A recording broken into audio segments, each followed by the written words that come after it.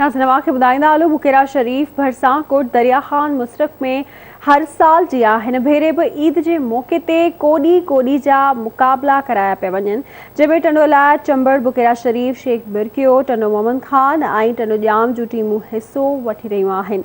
कोडी कोडी जा मुक़ाबला ईद जा 3 ॾींहं जारी रहंदा। वीडियो लिंक ते मौजूद है अमानुल्लाह खोखर जी। अमानुल्लाह जी नाज़रीन, असीं हिन वक़्तु मौजूद आहियूं बुकेरा शरीफ़ लॻ ॻोठ दरिया ख़ान मुशरक़ में, जिते हर साल जी ईद के मौक़े ते 3 ॾींहंनि जो कोडी कोडी जो मुक़ाबलो करायो वेंदो आहे।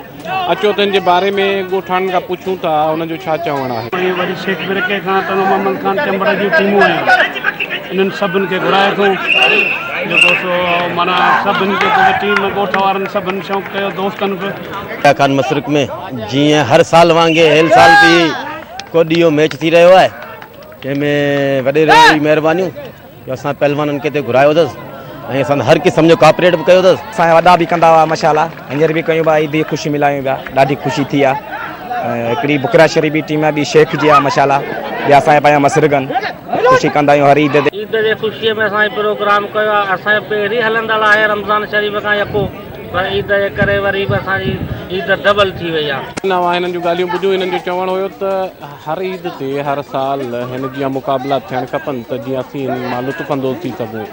कोडी कोडी जो मुक़ाबलो हर साल असांजे ॻोठ में करायो वेंदो आहे ऐं असीं हिन खे तमामु बहितरीन नमूने सां इंजॉय कंदा आहियूं।